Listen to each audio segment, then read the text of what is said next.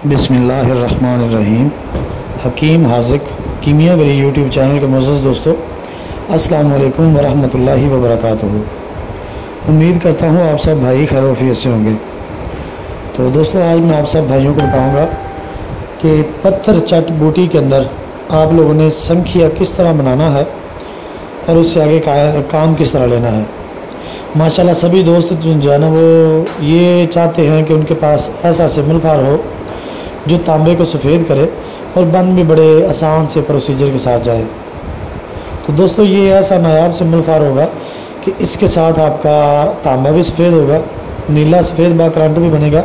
और उसके अलावा जो दोस्त डायमंड कुश्ता करने के शौकीन है, इसी सिंबल फार के साथ उनका डायमंड भी कुश्ता होगा। तो करना दोस्तों आपने इस तरह है कि पत्थर चट बूटी के पत्ते लेने हैं आपने 100 ग्राम, और सिंबल फार सफ़ेद आपने लेना है 2 तोला, 1.5 तोला से 2 तोला तक। ठीक है, सिंबल फार आप लोगों ने अच्छी किस्म का लेना है, आम सिंबल फार नहीं लेना। ठीक है, कानी मिल जाए तो बेस्ट है, ना मिले तो जो भी आपको अच्छी नस्ल का मिल जाए वो सिंबल फार आपने ले लेना है। पत्थर चट बूटी दोस्तों ये है, ये तस्वीर आपके सामने है, इसको अच्छी तरह गौर से देख ले। क्योंकि अक्सर दोस्त करते हैं, सवाल करते हैं, कहते हैं जी कि हमें पत्थर चट बूटी की पहचान का नहीं पता। तो ये आपके सामने नज़र आ रही है बूटी पत्थर चट की, तो ये आपने लेनी है। उसके बाद आपने दोस्तों करना इस तरह है कि इसी बूटी के पत्ते तोड़ने हैं, पत्ते तोड़ के उनको अच्छी तरह कूटना है, कूट के उसका नुगदा बना के दरमियान में सिंबल फार की डलियाँ चुन देनी है 6-6 ग्राम की। चुन के कुज्जी के अंदर बंद करना है, बंद करके उसको गिलित मत करना है, अच्छी तरह खुश्क करके उसके बाद आपने 1.5 से 2 किलो की आग दे देनी है। ठीक है, 2 किलो की बंद आग दे दें हवा से बचाकर। उसके बाद इसमें से निकाल के इसको एक और आग दे दें इसी तरह। 2 आंचें आपने इसको देनी है। 2 आंचों के बाद आपने इसको निकालना है, निकाल के तो अच्छी तरह आपने इसको पैक करके रख लेना है। उसके बाद इसका अगला प्रोसीजर जो है वो ये होगा कि कलमी शोरा मैंने दिया हुआ है पत्थर चट और पेट्रोल वाला, इसी अपने चैनल पे दिया हुआ है। तो अगर दोस्तों ने किसी दोस्त ने वो बना लिया हो तो बेस्ट है, नहीं बनाया तो आप लोगों ने कलमी शोरे का वो तेल बना लेना है। इन गिरों को, इन गोलियों को जो सिंबल फार की निकली होंगी, इनको आप लोगों ने निकाल के उसके अंदर 10 से 15 मिनट सिर्फ पकाना है नरम आंच पे। तो ये सिंबल फार आपका मोमिया हो जाएगा, जारी गवासी हो जाएगा।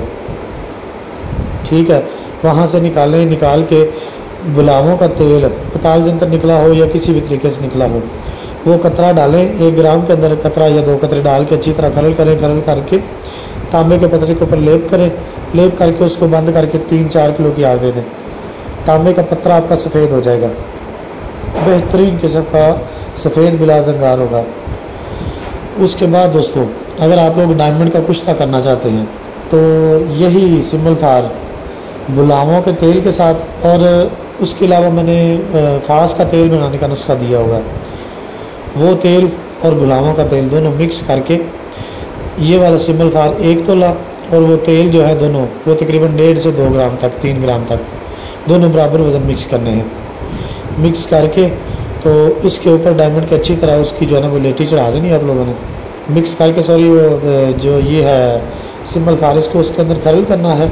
खरल करके डायमंड के ऊपर ये नरम सी चढ़ा के बंद करके 15 किलो की आग दे दें। डायमंड आपका फूल कर कुश्ता होगा एक ही आंच के अंदर। अगर कोई थोड़ी बहुत कमी बेशी आग की वजह से रह जाए तो दूसरी आंच दे लें। डायमंड आपका फूल कर बेहतरीन कुश्ता होगा। ठीक है, उसको निकाल के खरल करके अच्छी तरह संभाल के उसको रख लें। उसके बाद ये वाला जो डायमंड होगा, इसमें से एक रत्ती लें, 1 पाव पारे को उसके साथ खरल करके हल्का सा निशादर का हवाई तेल डाल के मज़ीद उसको थोड़ा सा खरल करें, वो रेत नुमा हो जाएगा। ठीक है, उसके बाद उसको बंद करके आग दे दें। इसमें से आपकी बेहतरीन चांदी निकलेगी, पारा आपका चरखाक निकलेगा और बेहतरीन किस्म की ये चांदी होगा। अगर कोई दोस्त कच्चे पारे को कलर दे ले तो उसके बाद इस डायमंड के साथ आप लोग उसको पुख्ता कर सकते हैं, उसको पका सकते हैं। ठीक है दोस्तों, तो ये था हमारा आज का नुस्खा। उम्मीद करता हूँ कि सभी भाई इससे ज़रूर मुस्तफ़ीद होंगे। तो इंशाअल्लाह लज़ीज़ मिलते हैं नए नुस्खे के साथ, तब तक के लिए इजाज़त दें। अस्सलामु अलैकुम वरहमतुल्लाहि वबरकातुहू।